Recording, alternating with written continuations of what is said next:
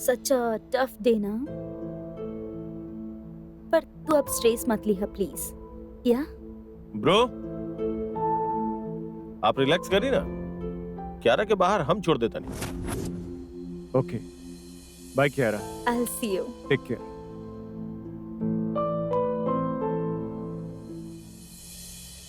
चल जाए। कोनो जरूरत नहीं है, हम घर से गाड़ी बुलवा ले बानी और हम खुद ड्राइव कर सकेनी अब। हाँ बिल्कुल बिल्कुल, मतलब डैड के जान बचौले बड़ू तू। नशा के हालत में भी इतना ध्यान देहल, इतना दिमाग लगावल, गाड़ी पे चलाइए लेबू। अच्छा बा, वैसे क्या रहा, डैड के जान तू बचौलू कैसे? का मतलब? मतलब हम जनरली पूछ रहल बानी, सिर्फ अपना खातिर। तोरा तो पता बना मार हैबिट्स, वो पीएल एंड ऑल, तब हो सकता कल के ऐसे सिचुएशन में हम फंस जाए तो हमरा पता होगे कि चाहिए ना का करे के बाद, कैसे करे के बाद, यही से पूछ रहल बानी। सीपीआर देनी, आई मीन बुक से पढ़ के, और वीर जॉन जॉन कहलस वो हम कहीं। सीपीआर देलू, अच्छा वेरी नाइस। तब कितना बार पंप कैलू है चेस्ट के? हाँ वो पंप कितना बार कैलू? Oh actually you know what Vikram, हम बहुत ज्यादा थकल बानी और हमार सर दुख रहल बा। हैंगओवर होगी। हाँ शायद। अब हम जा रहल बानी, बाय बाय।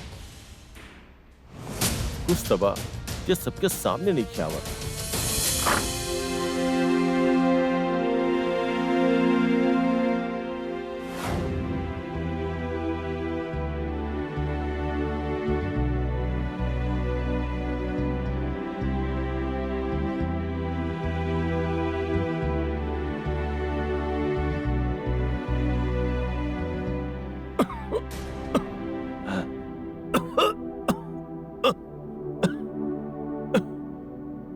पानी।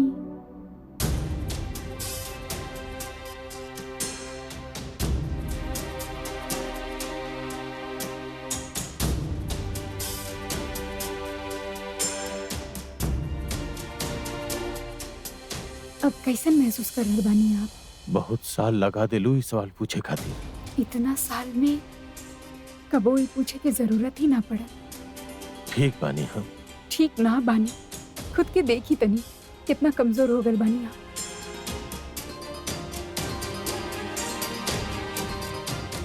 कमजोर तो हम हमेशा से ही रहनी, शायद बाहर से सख्त होके के नाटक करत रहनी, दिल के फैसला में तो कमजोर ही रहनी हमेशा। तो ठीक बारू? हम वो पापा, अब वीर आवा ना, अंदर आवा।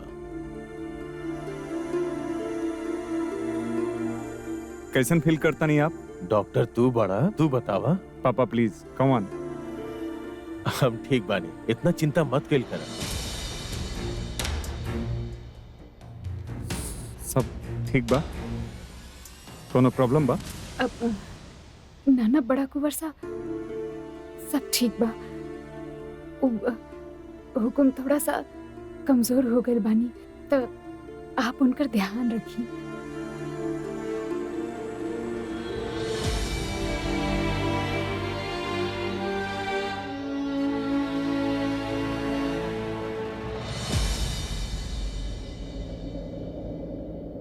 बहन, बहन, एगो राज के बात बा, तारा के बतावे के बा।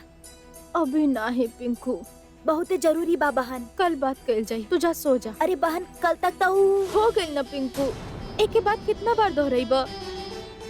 हम जाना तानी कि तू यहाँ रुके के जिद करबा, पर जे ना हो सके उन ना हो सके, हम तो के यहाँ ना रह सके नहीं। बहन, तू तो कछु और ही बात करे लगलू। हम कहा तानी कि आज जौन हम देखनी ना। अरुण भाई यहाँ आई ना जरा। जी बहुरानी। आप भी बहुरानी। अच्छा छोड़ी, आप ना पिंकुआ के अपना कमरा में ले जाई, ओकरा के सुला दी कि वो देख ली ना तो बेकार में ही बात बिगड़ जाई। हाँ चंपा फालतू बात के बतंगड़ बना दी। पिंकू चल आ जा।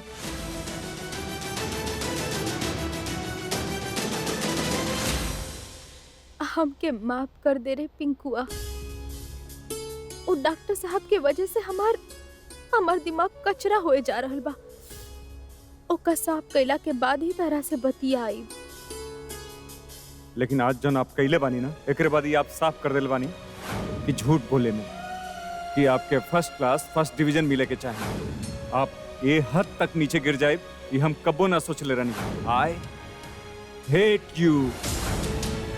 ससुरा इस शहर और शहर के लोगन ने ना हमार जिंदगी के नींव ही हिला दिले बाड़े।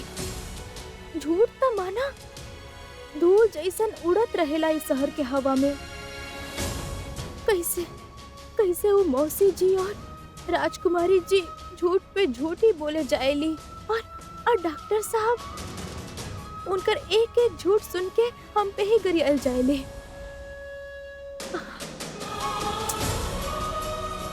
हे माता रानी हमके ये सब सहे के शक्ति दे और डॉक्टर साहब के सब समझने की सद्बुद्धि दे।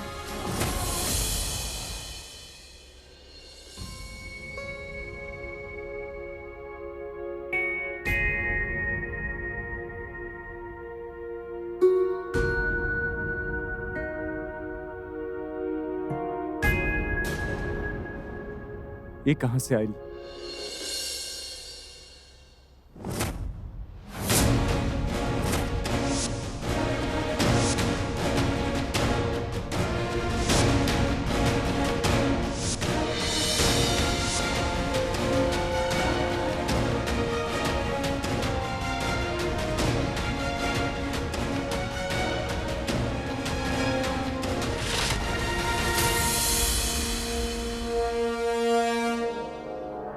काहे न कहीं उनका मदद, काहे कि हमरे गलती की वजह से आपके बाबूजी जेल में बाड़े।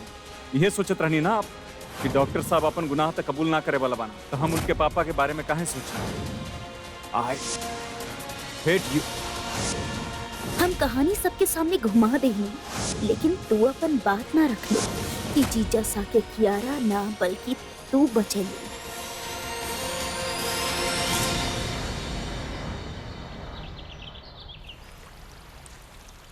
एक के बाद के बार बार बोलबा का दिन ना यहाँ ना रुक सकेला। हमरा के तारा से दूर ना जाए के बा, एगो जरूरी बात तारा से करे के बा। अरे जरूरी ई बा कि तू यहाँ से जल्दी से चल जा, समझा? हमरा ना जाए के बा यहाँ से। तो हमार बात ना मनबा का? इतना बड़ हो गइल बाड़ा। तू का सरपंच बाड़ू कि तोहार हर बात मानी? अरे बाबा वो गणित का फॉर्मूला तोहर दिमाग में फिट हो जाला, बाकी हमार एगो बात ना फिट हो रहल। अच्छा जी, अपन बहन से इतना ताव से बात करबा तू? हाँ ठीक बा, ई जे हमके करे के पड़ रहल बा ना ओकर वजह भी तू ही बाड़ा। चलो अभी ना जाए के हमरा के। तो सारी बहन प्लीज हमरा ना जाए दा मौसी के पास। वो हमरा पे चिल्लाई है, डटी है और मारी है भी। प्लीज बहन ऐसा कुछ ना हो कि पिंकुआ, हम उनका से बात केले बानी। वो तो के रखी है भी, तो के चौचक खाना भी खिलाई है और डांटेंगी भी नहीं। अब जल्दी से चलो प्लीज, चलो। हमार बात सुने के टाइम नहीं के तारा पास, हमेशा ऐसे नहीं करेलू। अच्छा बाबा का बात बा बता दो हमरा, कल से बोले जा रहा बा। वो ऊपर वाला कमरा में हम वो दिन देखने की जहाँ गंदगी हो खेला वहाँ मच्छर आ ही जाला।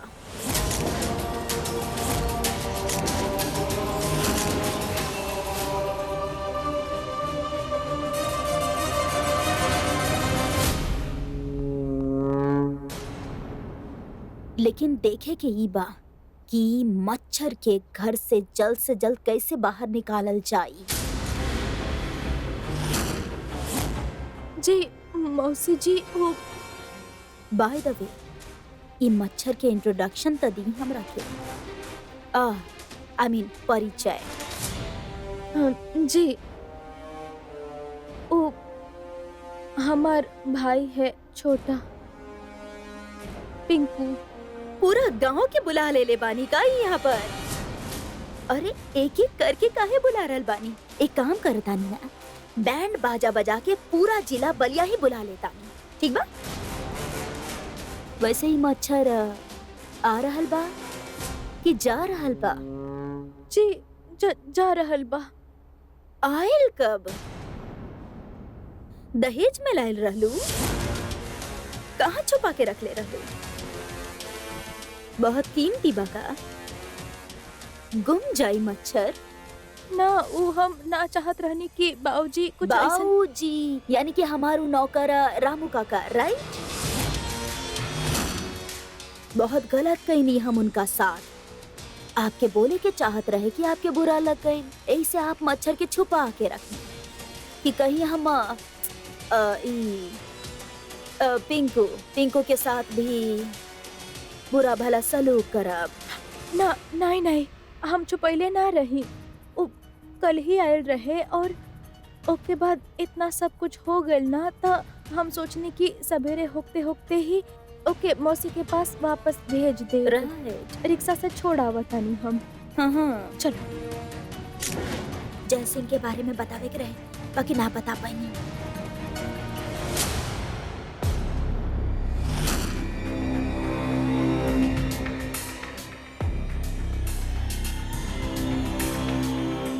हटी हमके पापा से मिले के बाद। आई होप आपके याद होगी कि उनकर तबीयत खराब बा। वही गलती के तो माफी मांगे आइल बानी आपसे, हमें कुछ पते ना चलल। और देखी ना, ओकरा बाद आपसे फालतू में बदतमीजी से बात कही।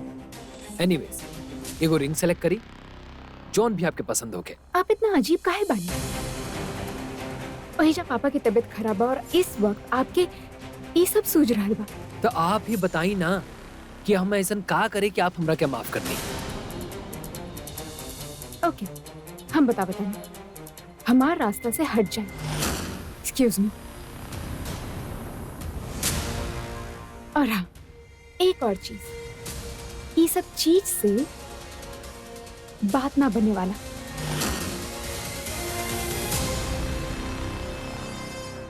अरे यार, बोलत तो ऐसे बड़ी जैसे बहुत बड़ा चीज हो। खास कोनो और आइडिया सोचे के पड़ी।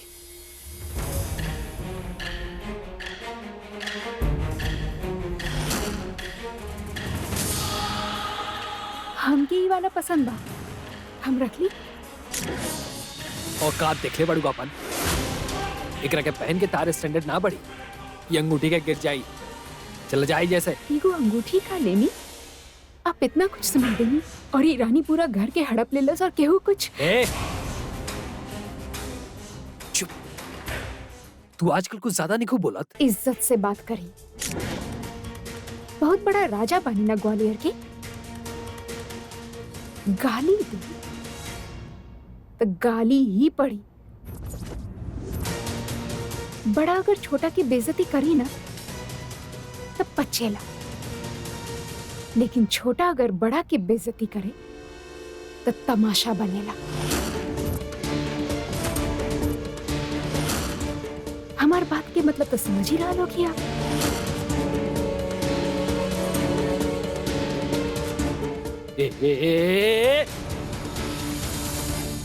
ओ भाई साहब, ई रानी के चक्कर में सबके पर निकल गई बा। सबके कुछ करे के पड़ी।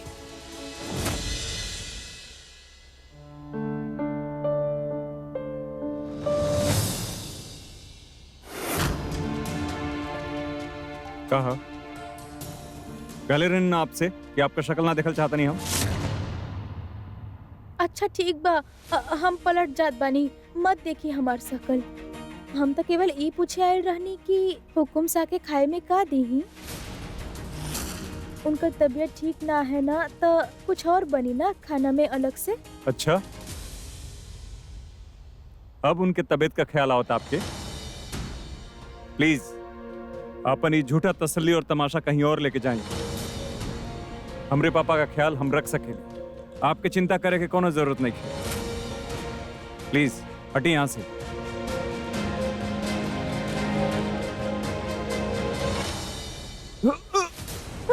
अरे क्या कर देनी आप? ये होकेला ज्यादा गुस्सा करे से करा लेनी ना खुद के नुकसान।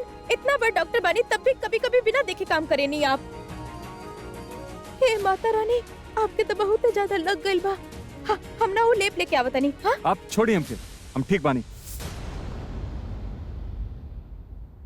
अरे बाप रे, ये तो कल वाला निशान है। ओकरा पे भी आप दवा लगा देब। वो नाखून के निशान बना हो गए आपके। कहले रहनी ना बाहर जाए के। चली प्लीज, आई अरे आई प्लीज। अरे अब जाइए आप। का करत बानी आप? हम कोनो गेहूं के बोरी थोड़ी ना बानी जब जहाँ चाहे पटक दी। खुद चल के जा सके नहीं हम। हाँ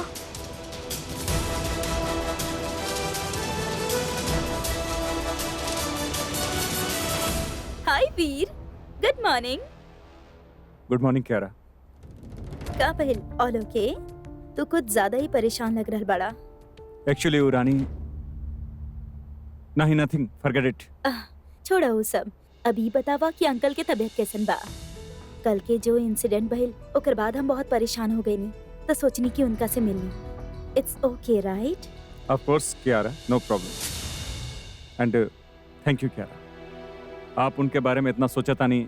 तहरा खातिर वीर, हम सिर्फ उनका से मिल के आवता नहीं, राइट? या क्यारा, ई नाखून के निशान आपके हका? नाता का है? मतलब रानी हमके पकड़ ले रही, लेकिन कहाँ ले जाल चाहत रही है वो? अरे हम भूलिए कहनी कि वो हमारी नाखून के निशान बा। एक्चुअली वो अंकल के सीपीआर देने के टाइम पे हम बहुत ज्यादा टेंशन पे रही ना, तो शायद तबे तो हर हाथ पकड़ ले हो कब। आई एम रियली सॉरी वीर, हमरा रियलाइज ही ना भइल कि आई मीन सिचुएशन भी ऐसा रही और हम बहुत ज्यादा डर गए रहनी।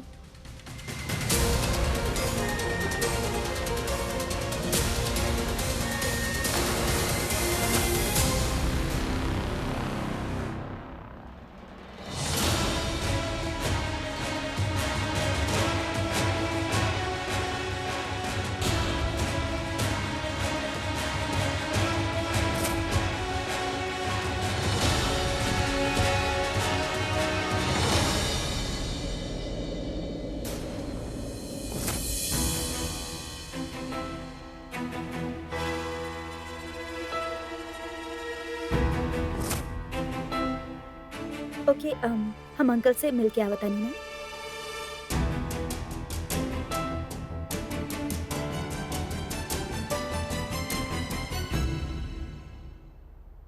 अब कहा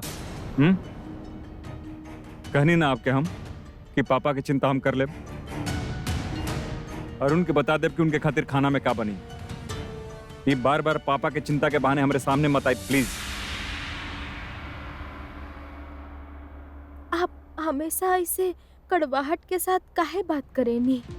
हम कोनो बहाना नहीं बनावत। हम अपन फोन भूल गए रहनी, उहे वापस लेवे आइल बनी। एगो और बहाना, और ये हर बार हमारे सामने आके आंख नम काहे कर लेनी आप? अभी भी देखी नम बा आपके आंख। ऐसा लगेला जैसे सब केहू, स्पेशली हम, कितना परेशान के लिए बनी आपके। का आखिर का साबित कल चाहता नहीं आप? हम जानता नहीं कि आपके ई दुनिया में हमार कोनो जगह नहीं है, और हम जगह बनावे की कोशिश भी नहीं की करत। पर हमके खुद है समझ में नहीं आवत कि बात बात पे हमारी आंख नम काहे हो जाला। और डॉक्टर साहब हर चीज के पीछे कुछ साबित करे ऐसन बात नहीं खे। हमार मन के कुछ चुभत होगी, यही से शायद आंख से पानी आ जाएला। बाकी हमके भी नहीं के पता कि ऐसन कौन सा बात बा जे हमार मन के चुभे जा रहल बा। और इजे सटाक से सवाल के तीर छोड़त बनी ना आप। एक को सवाल के जवाब आप भी हमरा के दे ही दी। कौन बात के इतना गुस्सा बा आपके अंदर? का मतलब? माने आपके नजर में हम हुकुम सा के जान ना बचेनी, ठीक बा, लेकिन उनकर जान बचावे की नौबत आ जाए ओकर जिम्मेदार भी तो हम ना पानी ना। और आप तो हमसे नफरत करेनी ना, फिर हम जौन भी करी जैसन भी करी उसे आपके का लेना देना? कौन बात के इतना नाराजगी बा आपके? आपके लागत है कि ये सब नाराजगी है? नाराजगी एकरे खातिर बहुत छोटा वर्ड है। पर जे उम्मीद आप बांधले रहनी ना, वो बहुत बड़ रहे। आपके लगल कि हम हुकुम सा की मदद करब, लेकिन आप ही के अनुसार हम आपकी उम्मीद पे खरे ना उतरनी। लेकिन ई सब में ना गलती आपके ही बा।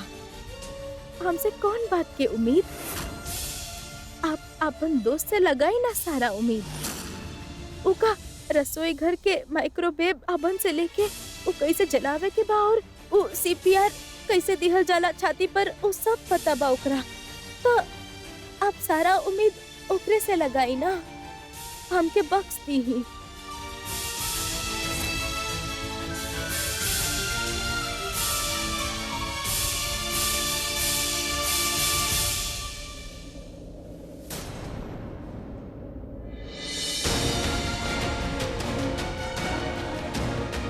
और उ जे नाखून के निशान पड़ल बना आपके सहेली के ऊपर भी दवा लगा दे, आपके कलाई से हमेशा खातिर मिट जाई।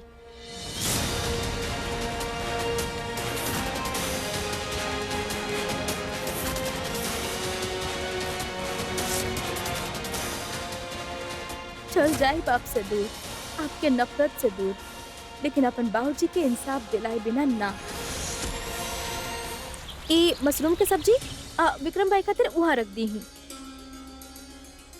ई पुलाव बना जी। पुलाव के यहाँ रख दी ही।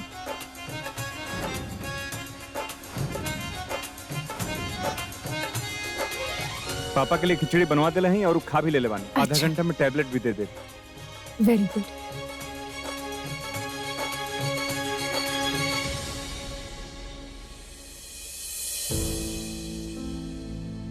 रानी जी आप खड़ा काहे बानी? सब खाए खातिर बैठले बानी ना, आप भी बैठ जाएं। जी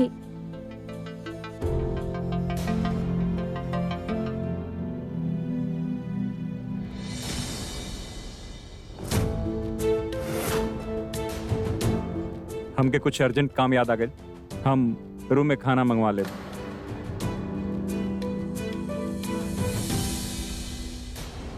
आपके ई तरह उठे के कारण अगर हम बानी ता आप बैठी सबके साथ खाई, हम चला तनी। कहनी ना हम आपसे अर्जेंट काम बा हमके। वीर आप अपना जगह पे बैठी, काम होत रही। दादी साहब हम कमरे में खा ले, आप सब। कहनी ना हम सब खाना एक साथ खाई, बैठी।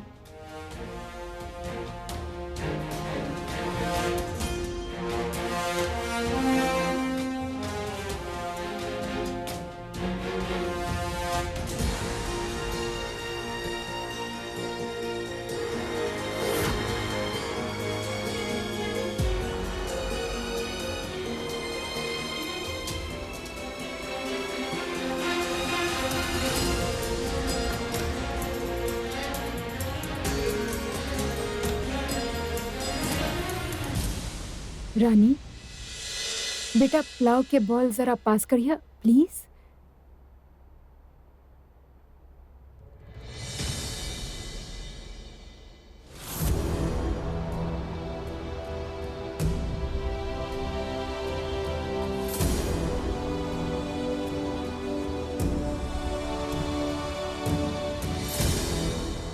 Hi everyone.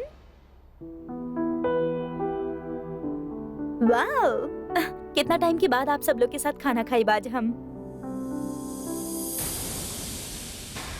V uncle is doing better now. क्या रहा वो रानी भाभी सा के जगह बा। Oh sorry sorry, oh actually कहा बाना जब भी आप लोगन के साथ खाना खानी तो हमेशा हम वीर के बाजू में बैठ ली, तो बस वही फ्लो में। रानी कम सेट, इट्स ओके क्यारा, आप वीर के पास बैठी, आप दोनों दोस्त बनो, कोनो प्रॉब्लम नहीं है।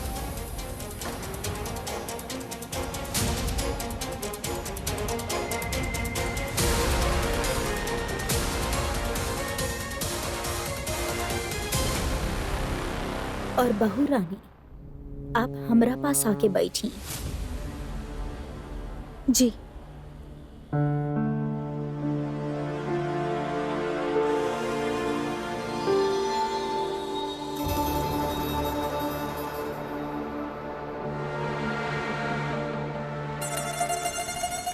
शाम के तड़का वाला दाल बोला था नहीं अरुण के। जब तक आप ही स्पेशल पास्ता खाएं, खास आपके खातिर बनवेले बानी, खाएं।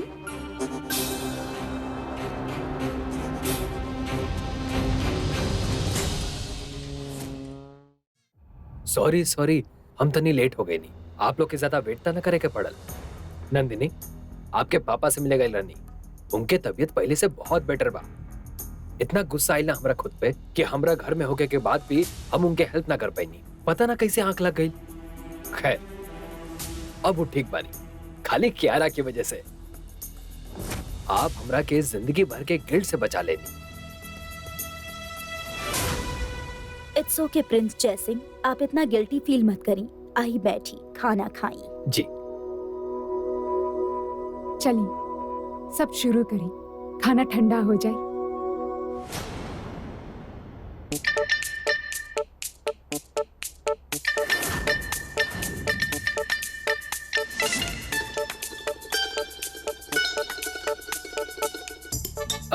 विक्रम, आप एजा आ जाए। कहे नहीं वो, आप आई ना। आ रहल बानी।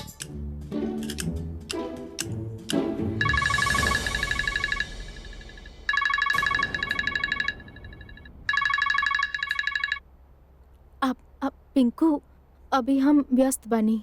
बहन, हमरा के तारा कुछ बतावे के बा। हाँ, हम सबके साथ खाना खात बानी ना, ओके बाद ओके फोन करतानी, सब अच्छा से बता दी हो, ठीक बा?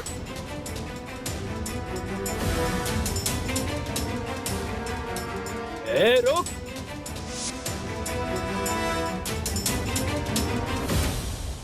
बहुत स्वीट बा आपके भाई। आप इनकर भाई से कब मिलनी? रानी हमरा फोटो दिखायल रहले उनकर, बस वही से पहचाननी। सबके फोन कॉल्स हो गए होके त खाना खायल जाओ। तो सिर्फ वेजेस काहे खा रहल बड़ा? इला पास्ता ला। अरे no अरुण thanks. बहुत सही बनेले बा, तनी तला।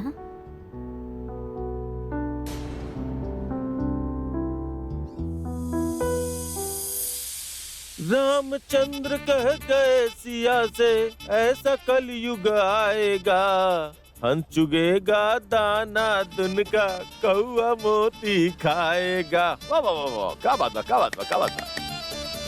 ई गाना हमरा के भी आवेला। अरे का बात बा, क्या रहा तोहरा भी ये गाना आवेला? हमरा तो लगल तू सिर्फ रॉक एंड पॉप सुनत होगबू। Very nice. Oh please Vikram, I mean everybody knows this song, सबके ही पता बा। तो फिर तू तो कौआ से बहुत रिलेट करत होगबू।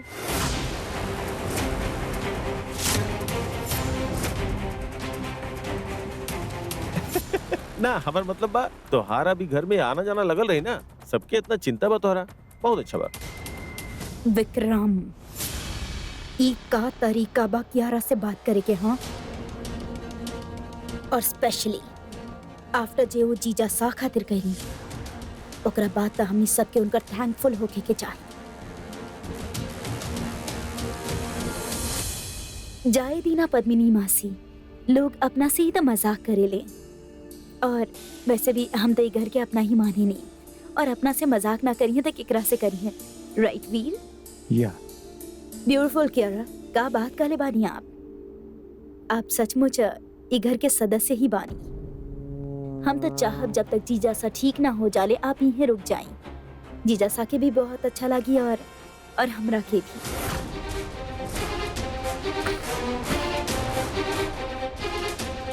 ऑफ कोर्स, लेकिन अंकल के ध्यान हम ही रखब, उनका और रानी सा खातिर तो कुछ भी।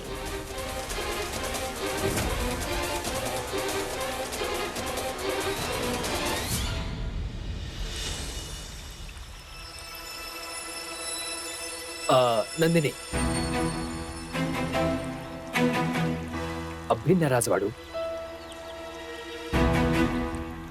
माफ कर देना प्लीज, हो गई गलती, कसम से दोबारा कबो आपसे ऐसा बदतमीजी से बात ना करे। ठीक बा, माफ करनी, लेकिन अगला बार ऐसा कबो भी नो चांस। अब हमारे लाइफ के खाली एक ही मकसद बा, आपके खुश रखल। तो ठीक बा। वो दिन जे गुस्सा में हम रेड रिंग रिजेक्ट कर देले रहेनी, वो रिंग हमके वापस चाहिए। वो रिंग तो चंपा के लगे बा, एकरो दिल उहे रिंग पर आवे के रहल। छोड़ी ना रेड, हम आपके ग्रीन, ब्लू, पर्पल हर कलर के रिंग लाके देब। हमके रेनबो ना चाहिए, हमके उहे रेड रिंग चाहिए। अब देखी जय, अब मना भी ना कर सके नहीं। अब रेड रिंग।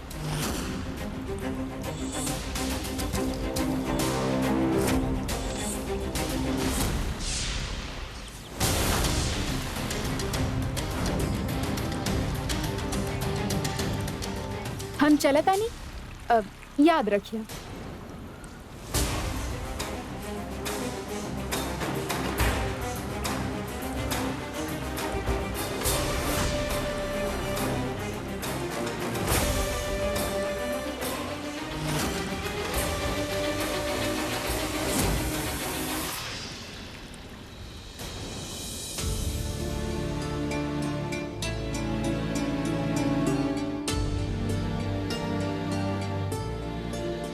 भूख लागल बा? जी बहुते जोर का ई छुरी काटा के चक्कर में एको निवाला ना खा पैनी हम। आप हमार मदद कर दी ना। हाँ अभी ली।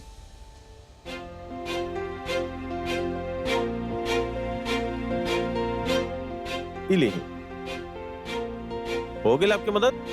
खाना तो हम भी डाल दे वकील साहब, पर बुढ़बा खाई कैसे? अरे जैसे आपके अच्छा लगता वैसे हाथ से उठाई और खा ली। सच्ची? हम गीता पे हाथ रख के कसम खाता नहीं माय लॉर्ड। जॉन कहब सच कहब, सच के सिवा कुछ ना कहब।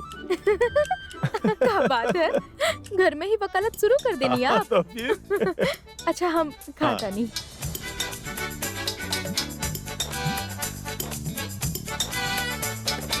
आपसे एगो बात करे के रहे। आप ना हमार साथ बहुत गलत कईनी।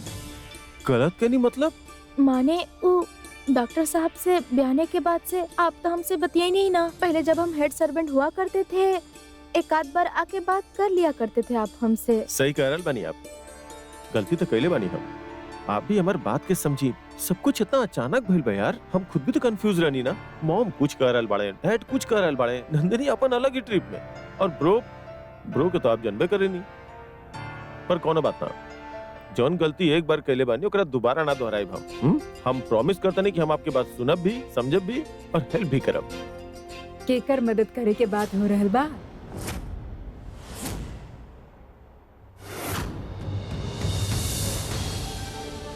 जी वो अब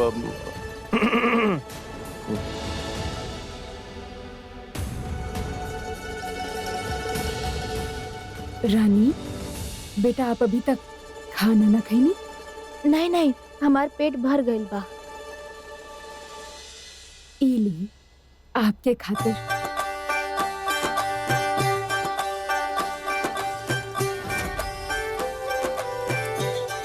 ली इमे का है? आप हमार बहू रानी बनी ना। हम समझतानी कि आपके साड़ी से चुभा न खेला, लेकिन आप मामूली सिंदूर तो भर सकेनी ना, सच सकेनी, श्रृंगार कर सकेनी। एमे श्रृंगार के सामान बा। अब जी हम ई सब अब एकरा रख के हमार मान रखे के बारी आपके बा। रखबो ना हमार मान? जी राजमाता जी। सदा सुहागन रहा बेटा। आप तो हमार दिल के बात ही छीन लेनी राजमाता। इनफैक्ट एक तोहफा हमू देवे चाहनी अपन प्यारी बहू रानी के।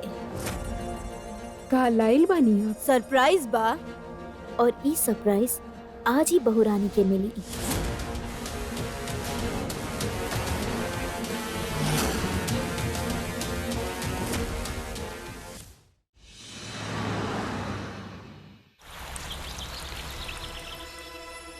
पिंकवा के तो नंबर ही नहीं लग रहा। अरे रानी बेटा, आप अभी तक तैयार ना बनी? सिंदूर और बिंदी ना लगाईनी? भाग बुढ़ भाग। अब माफी राजमाता जी, वो जल्दबाजी में ना डब्बा खोल के देखना ही भूल गए। नीचे कमरा में है, अभी लगा के आवा तनी। हाँ कौनो बात ना। पहले हमारे एगो बात सुनी। रोज सुबह स्नान करके पहले सिंदूर और बिंदी लगावल करी। एगो सुहागन के निशानी होखेला, समझ लो। जी राजमाता जी, आवा तनी।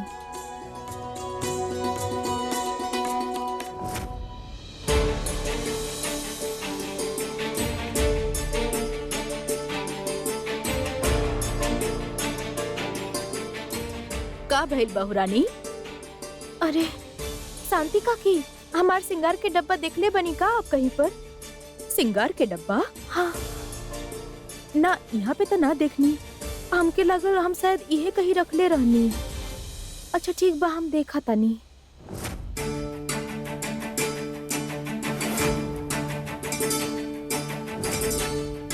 हम वो सिंगार के डब्बा कहीं खो देने का, अगर नहीं मिलल तो राजमाता जी के बहुत ही दुख होगी। तू इतना ढूंढत रहलू।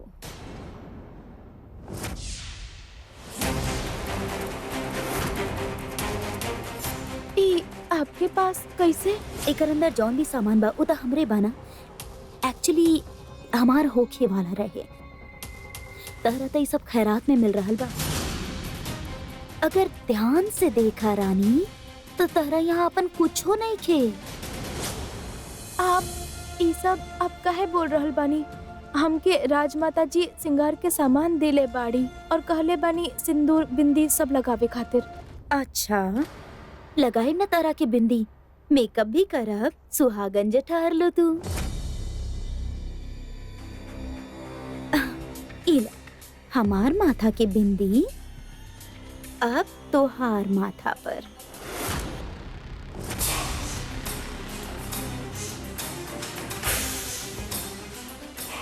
सब कुछ तो छीनी चुकल बाड़ू तू। ई हो लेला। बस अब देखी के ई बाकी तोहार माथा पे ई बिंदी कितना दिन तक टिकेला।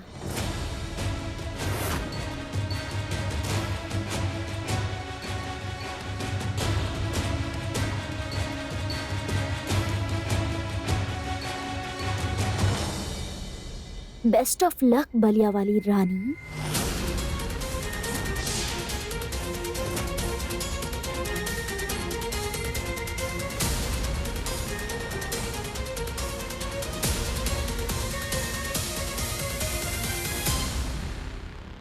आओ, what the hell?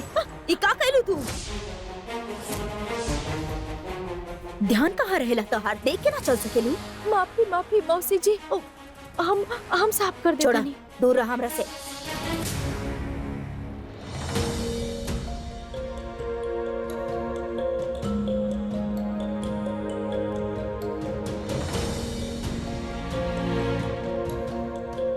हम जानबूझ के ना कहनी, आप कहीं तो हम साफ कर कोनो जरूरत देतानी। नहीं खे। हो जाला, इतना घबराए की जरूरत नहीं खे। हम आपसे वादा कैले रहनी ना कि आपके एगो तोहफा दे, तो एकरा से अच्छा मौका तो हो ही ना अपन वादा पूरा करे के खातिर। अरे सुनो, तनी है ना आवा।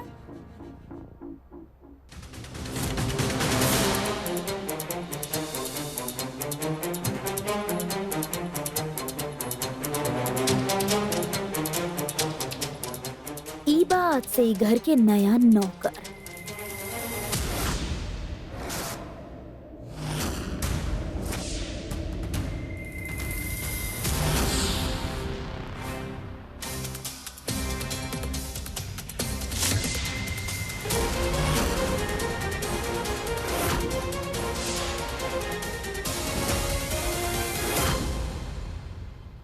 संतरा के रस गिर गई यहाँ पे।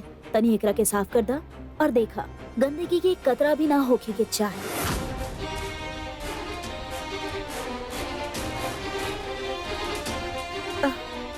का भइल बहुरानी? ऐसे चौंकी मत। आपके छोट भाई पिंकू अब हमेशा आपके पास रही और आपके ऐसा ना लगे कि बहन के ससुराल में मुफ्त के रोटी तोड़ रहल बा तो तनी मनी काम भी कर ली। जैसे जूस साफ कइल, झाड़ू पोछा कइल, तनी प्रैक्टिस भी हो जाए। काहे पिंकू?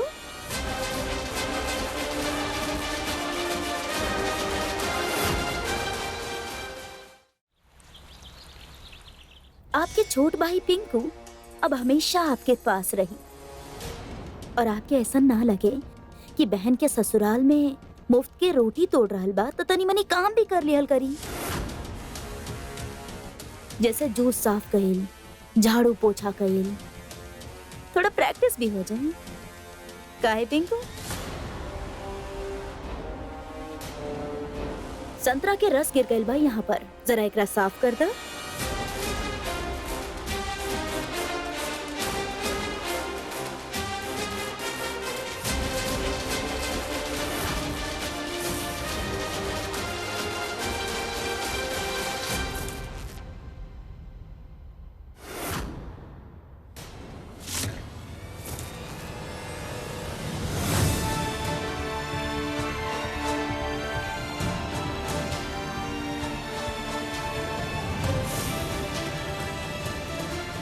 उठा।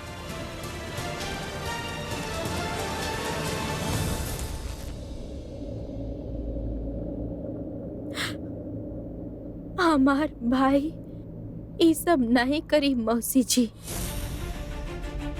हमें करे के पड़ल काहे कि हमार मजबूरी रहे। काहे ना करी बहू रानी, तहार भाई तारा साथ रहे चाहेला और हम इजाजत भी देवे चाहिए, लेकिन तहार ससुराल में मुफ्त के रोटी तोड़े ये भी तो अच्छा ना लागेला ना। यही बहाने बेचारा के थोड़ा प्रैक्टिस हो जाए। काहे पिंकू? नहीं नहीं, हमार भाई अभी सिर्फ पढ़ाई पे ध्यान दी। ओकर परीक्षा भी आ रहल बा ना मार्च में। हाँ तो पढ़ाई करल तो बहुत अच्छा बात बा, लेकिन घर के हर काम में भी तो साझेदारी होके के चाहिए ना। भाई लड़का होके चाहे लड़की, काम तो सारा आवे के चाहिए, जैसे रसोई के काम, झाड़ू पोछा के काम। और उ तू का कहेलो? घुसल खाना साफ कइल।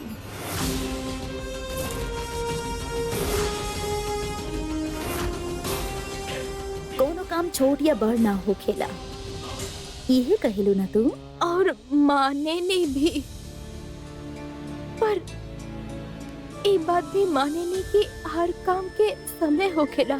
हमार भाई अभी बहुत छोटा बा, ओके उम्र नहीं के भइल ई पोछा और संतरा के रस या धूल मिट्टी साफ करे के। पिंकुआ के उम्र था एक हाथ में कलम और एक हाथ में बल्ला पकड़ के पढ़ाई और खेल में ध्यान देने का है। तू ही मौसी जी, हम ना आपसे हाथ जोड़ के विनती करतानी, भाई बहन के बीच के जौन बात बा हमनी के बीच में ही रहे दी। हम आपस में ही सुलझा दे, आप चिंता मत करिए।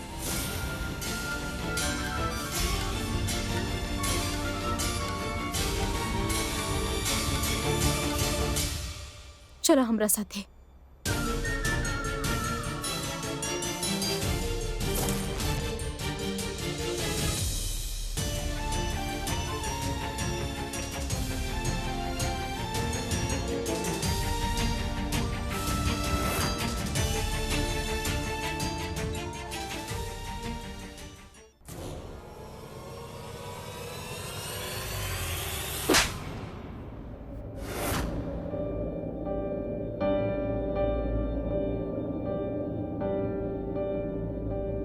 तो हर जिद और अकड़पन के कारण हाथ उठल बा हमार। सब सेट करके मौसी के यहाँ भेजले रहनी तो काहे वापस आ गए? हाँ का जरूरत रहे? और आयल पे तो का घर में पोछा मारे का इरादा का बा? पिंकू पढ़ाई से मन उठ गइल बा? मन उठ गइल बा तो बता देना, हम पंचर के स्टोर खुलवा दे यहाँ तुमरे लिए। हम बुड़बक इंजीनियर करत रह गनी और ये महाराज के देखो संतरा के रस साफ करे में लागल बाड़े। का चाहत बाड़ा? करब हम, वरना का कर लेबू? फिर से मारबू अपना के? ओकरा बगैर तो तू सुने लू ही ना। हमरा तहार साथ रहे के भाई यहाँ तोरा अकेला ना छोड़बिया। तू समझे लू काहे ना? पहले तो बड़ा बोलत रहलू, पिया हुई तो दहेज में तेरा साथ लेके जाई, पर अब का? ओ हम मजाक में कहत रहनी। पर वो मजाक के हम दिल पे ले लेली ना। वो का करी? बाबूजी बाड़े ना, हम उनका पास जा ना सके नी। मौसी के छोड़ के आयल बानी और अब यहाँ तारा पास भी ना रह सके नी तो बता दा हमरा के।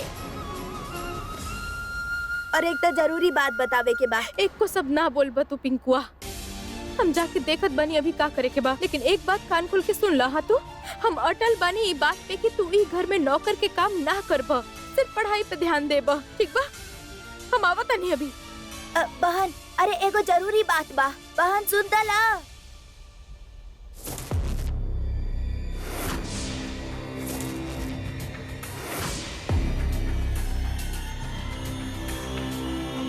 हमरा के सुनावा ना, हम फ्री बानी। बोल का बोले के बाद? अरे तू तो डरिए गला, अभी तारा चेहरा पे स्माइल आवता नहीं।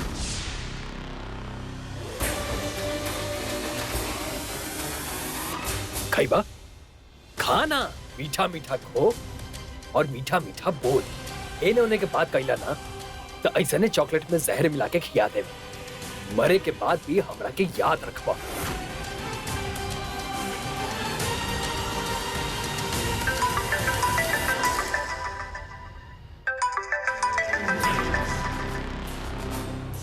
हेलो ना ना तू मत आइया, हम आके मिला था। हाँ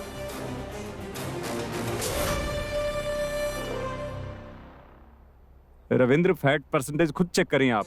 रविंद्र हर चीज आपके समझौले की जरूरत ना बा। ये सब चीज खातिर हमके वहां वकल जरूरी बा का?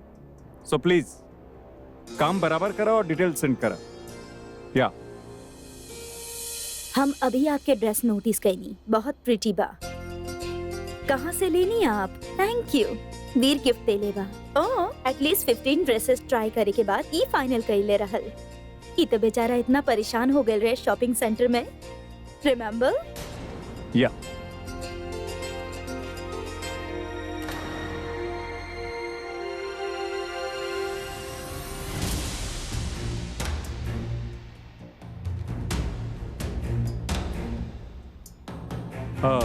ई ऊ पिंकू है ना? ई घर आइल बा? आओ रानी उनका यहाँ रख ले बाड़ी, घर के छोट मोट काम में हेल्प करे खातिर। ई घर के काम करी हैं? ई छोटा सा बच्चा? ई वीर हमार डिसीजन नहीं खे। आप तो रानी के जाने नहीं कितना खुददार बाड़ी हो। उना चाहेले कि उनकर छोटा भाई उनकर ससुराल में मुफ्त के रोटी तोड़े। व्हाट? पागल हो गल बनी काऊ? पढ़ाई की उम्र में अपने छोटा से भाई से काम कर रही हैं? What nonsense? एग्जैक्टली, हमार भी ये रिएक्शन रहे। हम रानी की कहानी भी, बट एज यू नो प्रवचन चालू कर देली, बड़ बात करे लगली कि हमनी के इज्जत और हम केहू से कम नहीं की टाइप्स। अब तहरा तो पता ही बाकी वो कैसे बात करेली। आप बिल्कुल ठीक कहनी, हमरा से भी कहे लगले कि बहन भाई के बीच के बात बा, आप बीच में मत बोली। और एक बार वो बात करल शुरू करेली तब फिर तो केहू के बोले ही ना देवेली।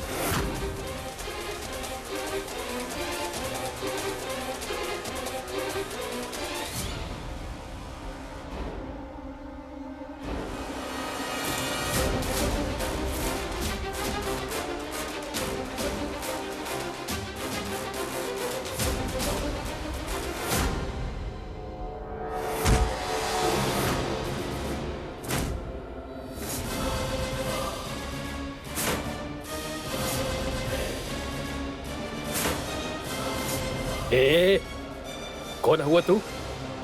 ग्वालियर के प्रिंस आई हम, इज्जत बा हमार कुछ।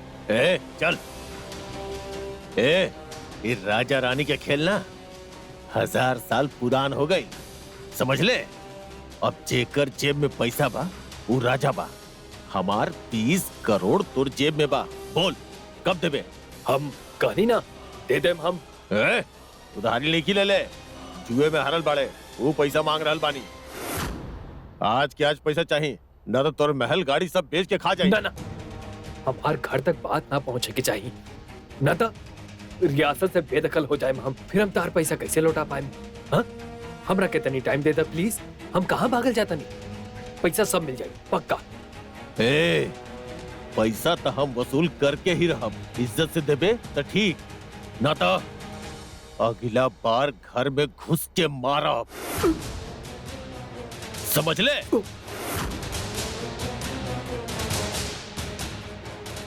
जल्दी ये पैसा के इंतजाम करे के पड़ी, घर से तब मांग नहीं की सकत। का कहे मोलोक के आज ये नंदिनी से शादी के बात करे के हुई, और हम जाना था ये रिश्ता के पक्का करे में केकरा के हमरा अपना और करे के हुई।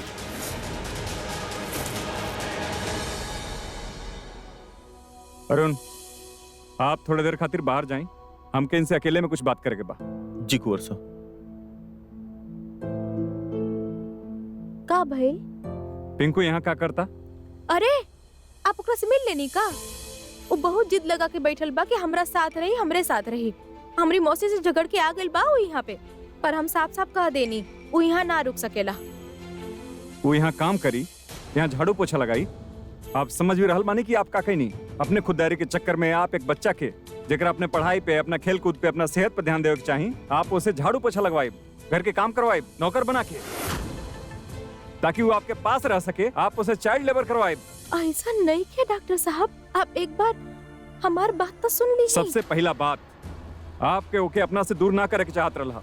साथ आयल नहीं है ना आप दोनों जयपुर, तब फिर अपने से दूर काहे कहनी, काहे भेजनी मौसी के घर। और दूसरी बात, और जब वो घर आए गेल बा, आपके ओके नौकर बनाओ के डिसीजन सबसे गलत रहे, सबसे घटिया रहे। हमार बात सुनी, एक बच्चा से आप काम ना करवा सके नहीं, झाड़ू पोछा लगवाए। अरे सर, ये आप का कहल जात बनी डॉक्टर साहब? हम कब से आपके कुछ कहे की कोशिश करत बानी, पर आप सुने खातिर राजी ही नहीं की। जौन चीज आपकी ठीक से पता ना होके ओ पे टिप्पणी ना ही करे के चाहिए। और अब ये जरूरी थोड़ी ना बा कि आप जो सोची वो सही बा। तो आप बता दी हमके का सही है। एगो छोटा सा बच्चा घर में काम काहे करता, का वजह हो कर? हम नहीं। वीर? तू इतना जोर जोर से काहे चिल्ला रहल बड़ा? क्या रहा हम बात कर रहल बानी ना। ऐसी बात करेले, हम बहुत ज्यादा शौक में बानी। तू ऐसे रानी पे चिल्ला ना सकेला, थोड़ा डिसेंटली बात करा।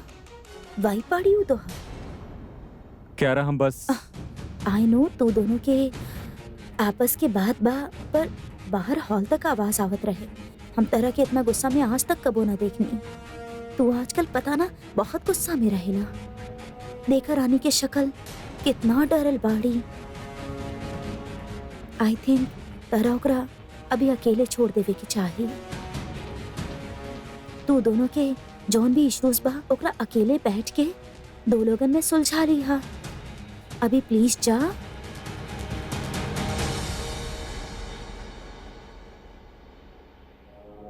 आई एम रियली सॉरी रानी। वीर जौन तरह से बात कैलस हमरा तो बहुत बुरा लागल, बट देखे वाला बात ई बा कि तू ओकर बीवी बाड़ू और हम सिर्फ दोस्त, फिर भी वो हमार बात सुनेला। अजीब बात बा ना?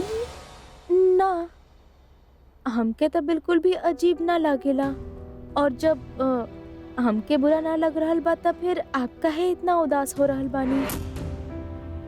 देखिए राजकुमारी जी, दुनिया में ना जब सब लोग अपना अपना संभाल ली है ना तो कोनो दिक्कत ना होखेला। तो आप अपना देख ली ही, हमार चिंता हम कर ले। इहो ठीक बा, पर पॉइंट ई बा कि बाऊजी, पिंकू, तोहार इंजीनियरिंग के स्टडीज और सो कॉल्ड शादी कहाँ कहाँ काका संभलबू तू।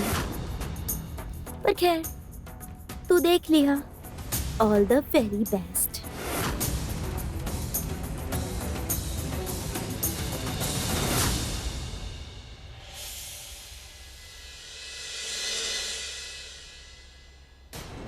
पिंकू, अरे कहाँ भाई?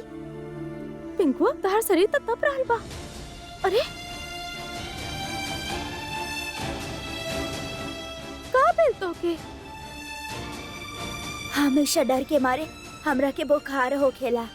माफ कर दे रे पिंकुआ, हम तो पे हाथ उठैनी ना। अपन बहन के माफ कर दे। तू चाहे कितना भी मार ला बहन, तनी हमार बात सुन लिहल करा।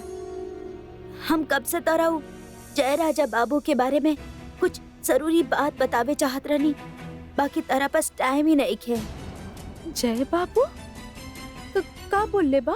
बहन वो जब हुकुम के तबीयत बहुत बिगड़ल जात रहे ना, तो हम देखने की वो जय राजा बाबू वो कमरा में चंपा दीदी के साथ बदतमीजी करत रहे। ये ससुरा राजा बाबू सुधरी ना। तू रुका, हम ओकरा भी ठीक करके आवत हनी। रुका। दादी सा ट्रस्ट में ये पद्मिनी मासी और क्यारा कुछ तो भाभी साहब के अगेंस्ट कुछ तो प्लान कर रहल बड़े। आप नोटिस ना कनी, मासी हमेशा क्यारा के हमेशा सपोर्ट करेली, और पहले तो क्यारा कबो कबो ही जावत रहे, अब इजे बस गेल बिया। आप बिल्कुल सही कह रहल बानी। पद्मिनी के दिमाग में जरूर कुछ चल रहल बा, जेकरा से हमनी सब अनजान बानी। राजेश्वरी जे भी करत रहली उस सब के सामने करत रहली, लेकिन पद्मिनी अलग दिया। दादी साहब तो घर के बड़ बाणी, आप उनकरा से बात कहे ना करेनी? करब, जरूर बात करब। लेकिन मौका देख के करे के पड़े। बिना बात के पद्मिनी के घणी खंबा मासा। का भइल? आप सब एक साथ हॉल में आ गए नी? दिग्विजय, आपकी तबीयत ठीक था बाना? हाँ मासा, सब ठीक बा। प्रिंस जय सिंह कुछ बात कल चाहत रहले। ठीक बा। खमकड़ी राजमाता, घणी खम्मा। आज हम आप सबसे एक इम्पोर्टेंट बात करके चाहते हैं, स्पेशली नंदिनी से। नंदिनी, हम ही घर में खाली आपके खातिर आयल रहनी। हमने के शादी फिक्स करे। आप चाहता नहीं तो शादी के डेट आगे बढ़ा सकत नहीं, लेकिन अभी खातिर सगाई तो कर सकत नहीं ना।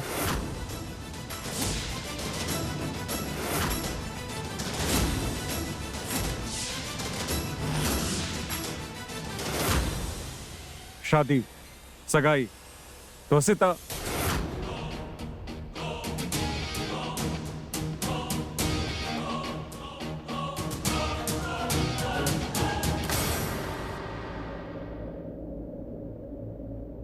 जब तक रानी सा वापस ना आ जाए, ये फैसला उनके बिना ना लिहल जा सकेला।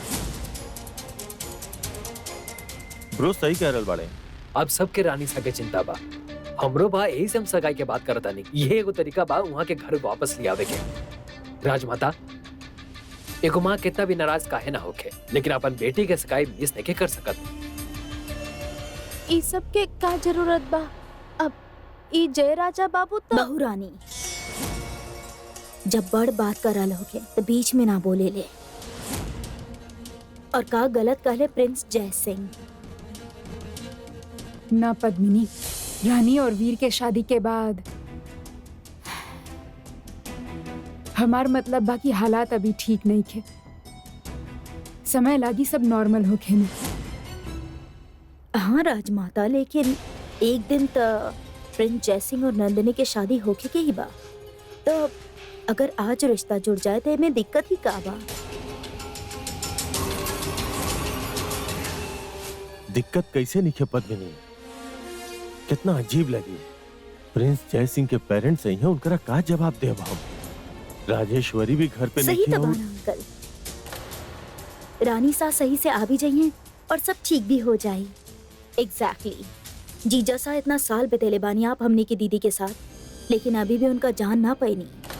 ये बहुत अच्छा मौका बा दीदी के घर वापस लावे के। वो जैसे ही खबर सुनी है ना, दौड़ल चले हैं। हाँ, लेकिन तरीका सही नहीं थे। जब दिग्विजय बीमार रहनी, हमनी के राजेश्वरी के फोन करे के चाहत रहे। वो उसी वक्त आ जाती तो ये बहस ना होत। माँ साहब सही कह रहल बानी, लेकिन हम राजेश्वरी के मजबूर करके घर पे बुलावल नहीं की चाहत।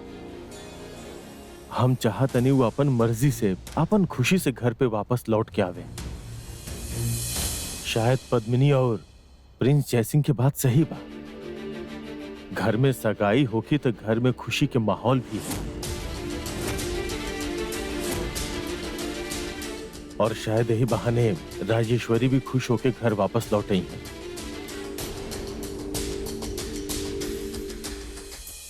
पापा प्लीज, हम अभी शादी खातिर रेडी ना बानी। मतलब एकदम से शादी के बाद। कम ऑन नंदिनी, सगाई की एक बात बा, शादी अगले साल कर लिया। और वैसे भी वर्ल्ड वाइड लॉकडाउन भी खुल जाए, फिर हमने अच्छा से नाइस डेस्टिनेशन वेडिंग प्लान करब।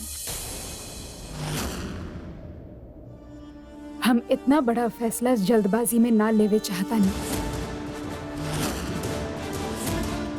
हमके सोचे खातिर थोड़ा वक्त चाहिए।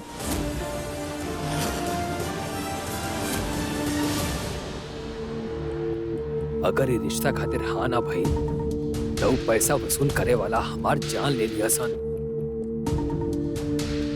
जी राजमाता, ऑफ कोर्स।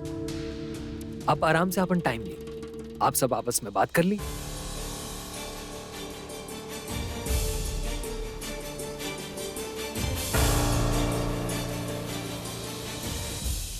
भले ही ई घर में हमके हमार हैसियत से तौलल जाला और हमके केहू कुछ ना समझेला, पर फिर भी हम इंसानियत के नाता ना ही तोड़ेंगे। और एक लड़की के शादी ई तरह के गिरल इंसान से तब बिल्कुल भी ना होके देव।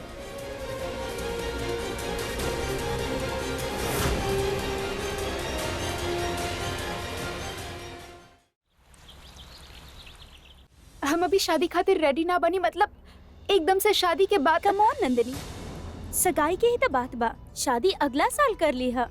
और वैसे भी वर्ल्ड वाइड लॉकडाउन भी खुल जाई, फिर हमने अच्छा सा नाइस डेस्टिनेशन वेडिंग प्लान करब। हम इतना बड़ा फैसला जल्दबाजी में ना लेवे चाहता नहीं, हमके सोचे खातिर थोड़ा वक्त चाहिए।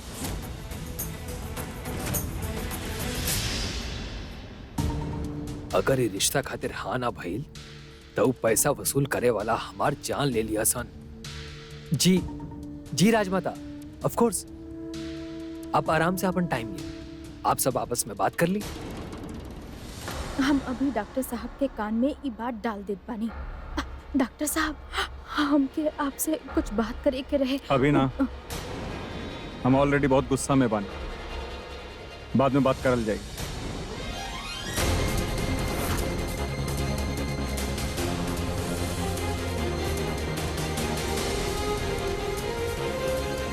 बाप बुढ़बा, ई त हमके कुछ बोले ही ना दिले।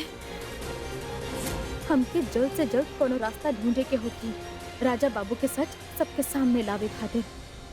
दिग्विजय, चली।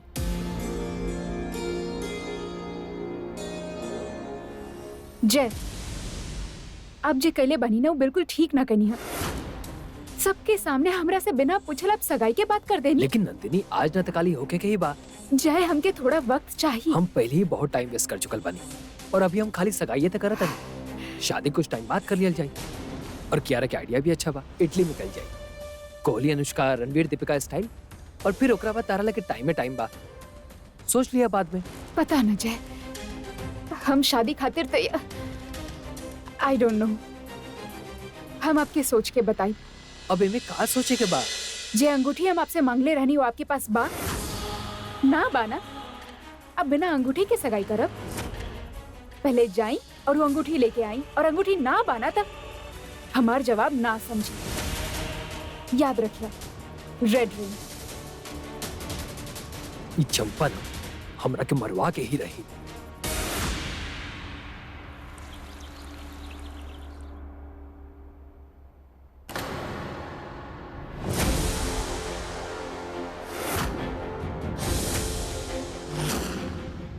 अरे साले साहब, हमार मतलब बा कुंवर सा आप एकदम से कोनो काम रहला? कहले रहनी है ना हम, नंदिनी से शादी के लेकर सपना छोड़ दो।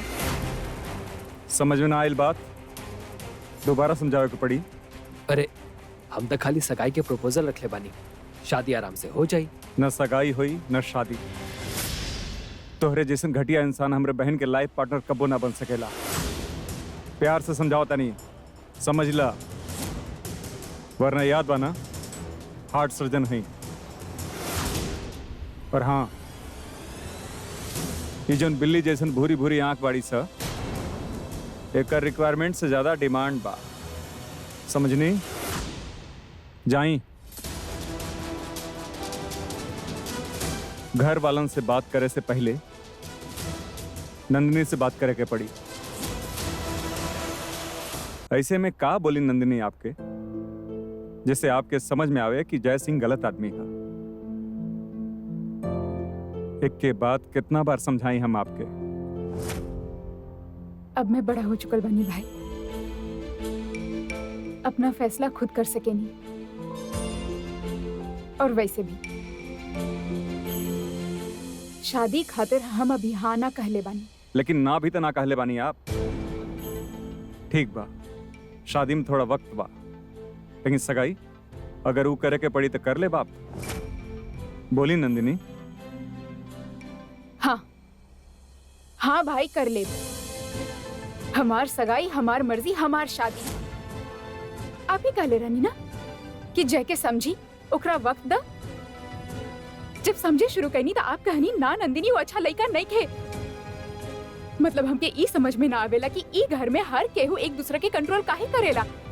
ना, हमार बात सुनो नंदिनी, एक कंट्रोल करल ना केयर कल कहल जाला। नंदिनी, आपे के भलाई के बात करता नहीं हम। अगर आप में समझ रहत तो जय सिंह से शादी कल तो दूर के बात है, आप बात तक ना करती, उनके अपने सामने खड़ा ना होके देती। बस करिए आप भाई, बस करी। आपके बात सुनत सुनत हम थक गए बानी। जैसे शादी करब या ना करब, ई सिर्फ हमार फैसला होगी, सिर्फ हमार। पर आपके गलत फैसला भी तो लेवे ना दे सकेनी ना इंग्लिश दीदी।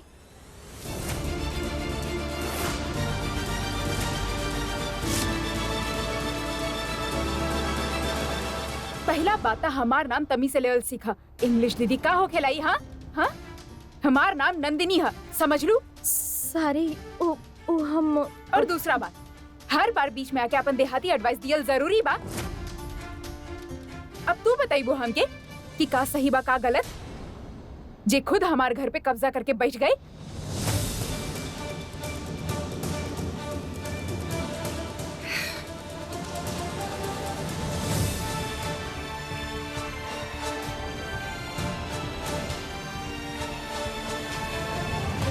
जब बात अपना के भला के होखे लाना इंग्लिश दीदी, मने नंदिनी दीदी, तो सही गलत बतावल बहुत ही जरूरी होखेला। वो जय राजा बाबू के इरादा बिल्कुल भी नेक ना ही। कोई एक नया पैतरा लगाए है वो, इसलिए सगाई के बम फोड़ देले। जितना भोला उनकर शकल बना, उतना ही नीच उनकर नियत बा। आप प्लीज डॉक्टर साहब के बात मान ली ना। इस सगाई खातिर आप। वाह,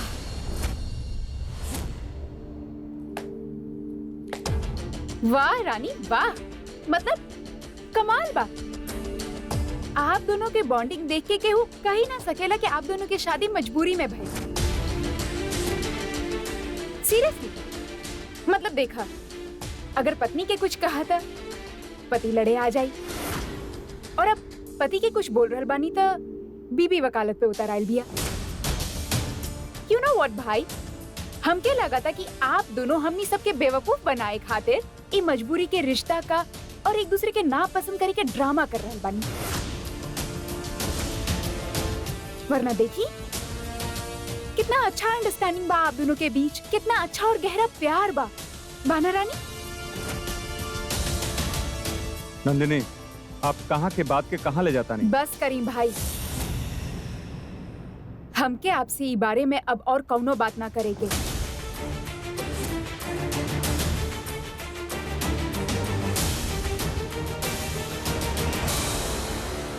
क्या जरूरत रहे आपके बीच में आवे के? हम बात करत रहनी ना। हमरा बस उनकर फिकर बा। आपके फिकर के लेके कोनो जरूरत नहीं है। आप खुद के संभाल ली, यह काफी बा। हमारे पर्सनल मैटर हम देख ले। ओके?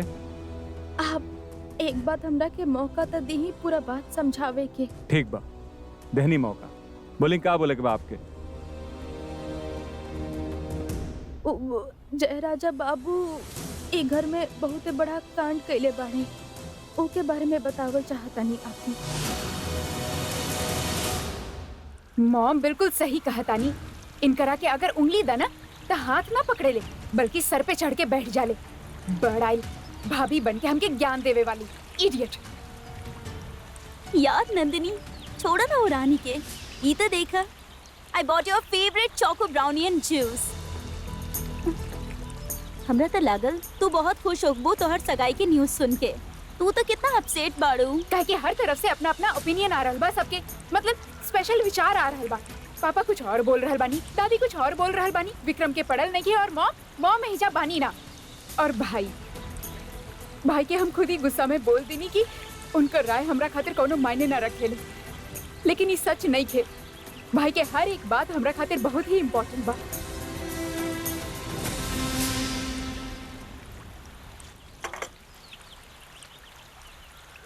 तो ई तो अच्छा बात बा ना। वीर तोहर बड़ भाई बा, तारा खातिर अच्छा ही सोची। वैसे वो बोलत का रहे? भाई हमारा और जय के शादी के लेके कम्प्लीटली अगेंस्ट बनी, पर काहे ई ना पता। बट आई एम श्योर कोनो बहुत बड़ा रीजन बा जी भाई अगेंस्ट बनी। हमके लगा था कि हमके जय के साथ थोड़ा और वक्त बिताए के चाहिए। इतना इम्पोर्टेंट फैसला बा तो बेहतर होगी कि हम ही दोनों एक दूसरा के जान ली। काहे कि कब कब जय एकदम स्ट्रेंज बिहेव करेला, एकदम अजीब सा, और दूसरा ही पल में एकदम बहुत स्वीट हो जाले, जैसे कुछ भइल ही ना होके। तारा का लागता सी तू जय के साथ टाइम स्पेंड कर ओमे कोनो प्रॉब्लम नहीं खे। और रहल बात वीर से अपसेट होके के तो गलती ना तोहार बा ना वीर के। वो तो खुद के डिसीजन भी ना ले पावेला नंदिनी। हाँ बोलत हुए बा लेकिन सोच के हो और के हो खेला। गांव के रंग चढ़ गइल बा ऊपर, समझ रहल बाड़ू ना तू। और जय वो बहुते अच्छा लड़का बा। आई मीन ग्वालियर के राजघराना से बिलोंग करेला Nandini. He is a royal और वो तरह से बहुत प्यार करेला। और का चाहिए तरह के। का आप श्योर बनी कि पिंकू जय सिंह के चंपा के साथ बदतमीजी कर देख ले बा? अरे 100% सच है। और इतना ही नहीं, उस ससुरी के नाते हमारे भाई के धमकइले बा और जहर खिला के जान से मार देवे के धमकी भी देले बा। डॉक्टर साहब हम आपसे कहत बानी, हमार दिमाग सटक गइल ना तो मौका मिलते ही एक मुक्का में ओकर हुलिया बदल देब हम गुस्सा में कोनो बवाल नहीं की मचाइल चाहत, यही से आपके पास आई नहीं। ठीक बा, हम देखा तनी का करे के बा। अरे करे के का बा, सबके सच बतावल जाई। और का इससे पहले कि वो रावण के रूप धर ले ओके घर से रवाना करे के होखी। ऐसा ना होखेला। रानी सही वक्त घर पे नहीं थी, रिश्ता जोड़ल उनकर फैसला है। और प्लीज आप केहू के सामने ये बात ना करब। कहा बोलत बानी आप? सही बोला तानी हम। जय सिंह कोनो छोटा मोटा आदमी ना है। इतना बड़ा इल्जाम लगेले से पहले हमनी के सबूत इकट्ठा करे के पड़ी। पिंकुआ गवाही दे दी ना, और हम भी तो बानी ना। जब आपके गवाही पर हमके विश्वास नहीं खे तो क्यों और कैसे मान लिया आपके बात? सवाल हमरे बहन के जिंदगी के बा, ऐसे हम नकार ना रहल बानी। सबूत होके के चाहिए, पर ये सब हम हैंडल करब, आप कुछ भी ना करब, वरना बात और बिगड़ सकेले। सो प्लीज धैर्य रखी, पेशेंस। लेकिन डॉक्टर साहब, जोश में आके कोनो ऐसा हरकत मत करब। नंदिनी की शादी हम जय सिंह से ना होके देव, लेकिन ये सब हम करब, आप ना। समझनी आप? लेकिन हम नहीं मतलब नहीं।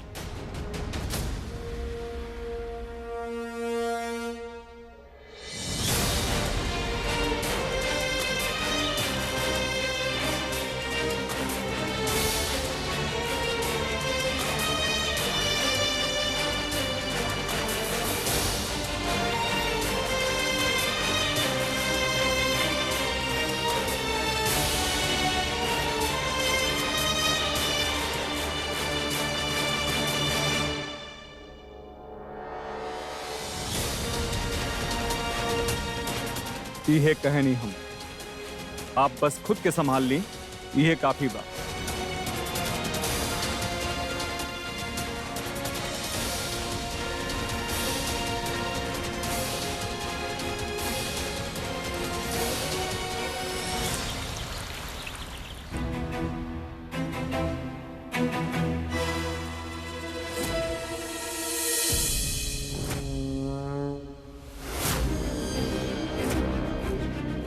गणित में तेज बाड़ू ना, लेकिन बहुरानी के परीक्षा में फेल हो गई बाड़ू तू। ई देखा रिपोर्ट कार्ड बा ऊ स्कूल के जहाँ के हेडमास्टर हम बानी, और हमार मूल्यांकन के हिसाब से बहुरानी के परीक्षा में तू अव्वल नंबर से फेल भइल बाड़ू।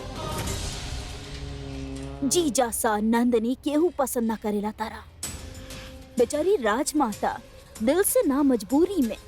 और सबसे इम्पोर्टेंट, तोहार पति वीर एक भी रिश्ता ना जीत पायल बाड़ू तू।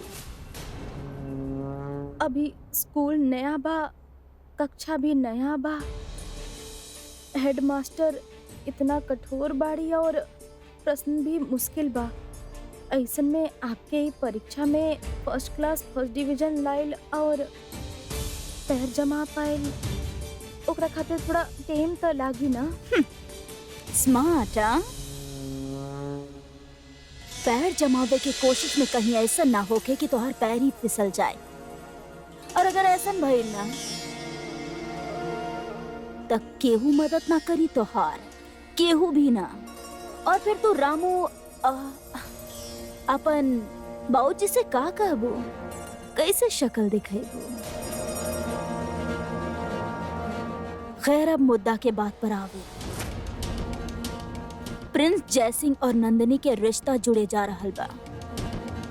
तोहार पिछला ट्रैक रिकॉर्ड प्रिंस जयसिंह के साथ कुछ ठीक नहीं खे। उ वक्त तू यहाँ के बहुरानी ना रहली, तो अब कान खोल के हमार बात सुन ला और अपन आखिरी सांस तक ओकरा पे अमल करबो। तू प्रिंस जयसिंह के साथ हमेशा तमीज से पेश आईबो, कबो बदतमीजी ना करबो।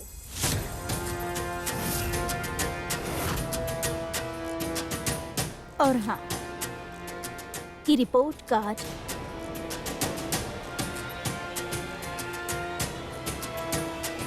एकरा हमेशा अपन पास रखिए और देखते रहिए, हिम्मत बंधल रही।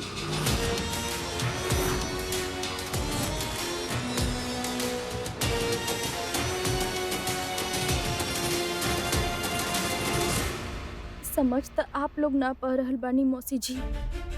अभी तो हमके सबसे बड़ फर्ज निभाए के बा। जय राजा बाबू के ई घर से रिश्ता ना जुड़े, ई सुनिश्चित करे के बा।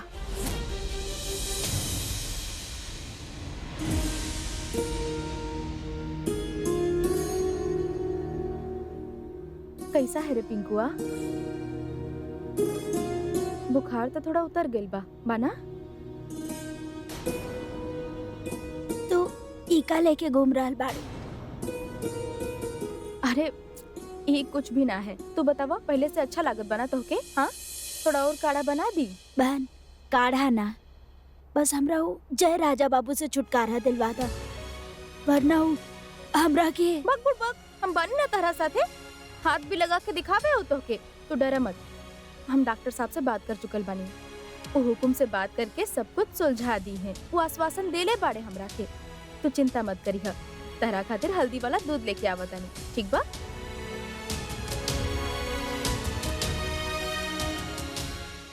तारा साथे जबले जबरदस्ती ना करा, तारा कोनो बात समझ में ना आवेला ना, अंगूठी नंदिनी के देवे के बा हमरा। तू जानत बाड़ू ना के हई उ? मालकिन हई तहार। लेकिन हमार हुकुम तो आप बानी और आप ही अंगूठी देले बानी हमके। ए, तू टका के नौकरानी ज्यादा रोमांस चढ़ाता, तू अंगूठी के छुए के हैसियत नहीं खेता हार। पहनल तो बहुत दूर के बात बा, वापस कर हमरा के। हम ना दे। देखा बात समझा, तारा के हम और लिया के दे दे। हाँ? ये अंगूठी हमरा के दे दे। नंदिनी के दिल आ गई बा एकरा पे। हम गनी ना, हम ना दे। ये अंगूठी हमार बा।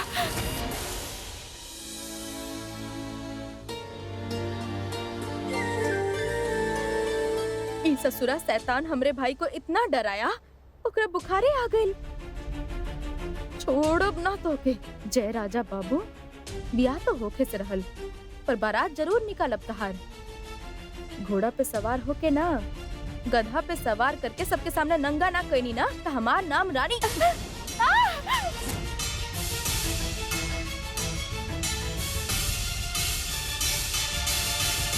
तू ऐसे ना मन बे।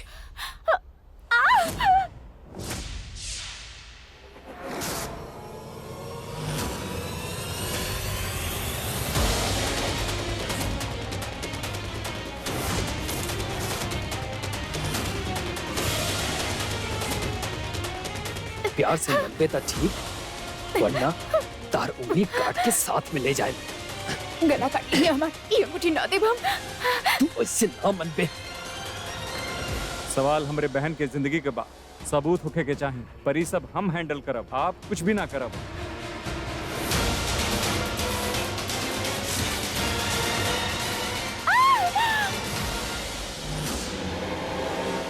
अगर केहू के सामने मुंह खोल लू ना, तो कसम खा के कहा तनी बहुत पछताईबू, रातों रात गायब कर दे।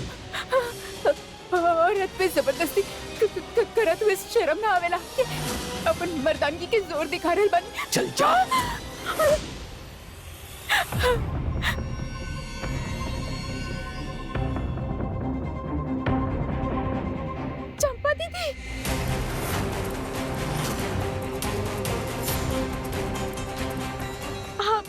तो बनी ना।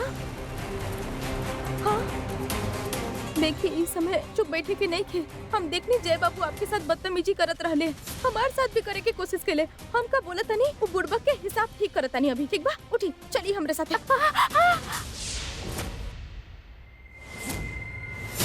खून, अरे बाप रे। चंपा दीदी के साथ जॉन जय सिंह पहले बा वो सच सबके सामने लावे के ही होगी। इनका इंसाफ भी मिली और जय राजा बाबू की असलियत सबके सामने भी आ जाई और तब इंग्लिश दीदी की सगाई उनका साथ होकबे ना करी। हमके सबके सामने उनका सच बतावे के ही होगी। जय सिंह के रानी साए घर में बुलौली, सही बा। उनके घर में रखनी, इज्जत देहनी, उनके बिलकम में कोनो चीज के कमी ना रखल गई, सही रहे। लेकिन नंदिनी के साथ ये रिश्ता सही नहीं खे। इतना जल्दबाजी में फैसला लिहल इहो सही ना है। जब तक हमने के पूरा तसल्ली ना हो जाए तब तक हमने के इस सगाई के बारे में सोचो के ना चाहिए। हम आपके सोच से वाकिफ बानी वीर। हमके भी लागता कि सगाई और शादी जैसन गंभीर मामला में जल्दबाजी करे की कोनो जरूरत नहीं थे। लेकिन राजमाता प्रिंस जयसिंह कोनो ऐरा गहरा लड़का त नहीं खे जे रिश्ता लेके आयल बाड़े। वो ग्वालियर के प्रिंस बाड़े, हमनी सब उनका जाने ले। तब फिर ये जांच पड़ताल करे की का जरूरत बा? और अगर सगाई बाद में करे के बा तब फिर अब काहे ना, जब दीदी के वापस बुलावे के इतना अच्छा मौका बा हमनी के पास। पर नंदिनी के लाइफ के साथ भी तो चांस ना लिहल जा सकेला ना मौसी से। जय सिंह के घर से निकालल गए रहे पापा। हाँ ये बात सही है कि जब वो ये घर में वापस आ गए बाना, लेकिन उनके निकाले के ठोस वजह रहे हमनी के पास। हम बस पूरी तरह से श्योर होकर चाहता नहीं और कुछ ना। और दीदी उनकर फिकर नहीं खे आपके? बहुत है। और हम जानते नहीं कि रानी साके भी ये घर के फिकर बा। वो ज्यादा दिन हमनी से दूर ना रह पाए। जब उनकर गुस्सा ठंडा हो जाई तब हमनी सब मिलके बात कर सके नहीं, ये चीज के फैसला कर सके नहीं। पापा का कहता नहीं आप? ठीक बा, हम जय के बुलवा के उनकरा से साफ साफ बात कर लेता नहीं।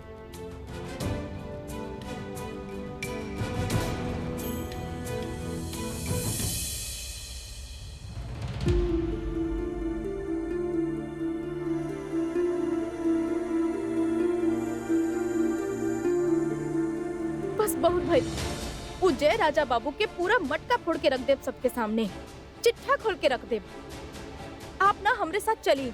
राजमाता और हुकुम दोनों बहुत अच्छा बाड़े, वो हमने की बात के सुनी है। एक बार सबके सामने सच आ गए ना तो आप देखब कुल्हा पे लात मार के घर के बाहर निकली है उनका। अब चली हमरा साथे, चली चली ना, चली हम बात करत नहीं। आई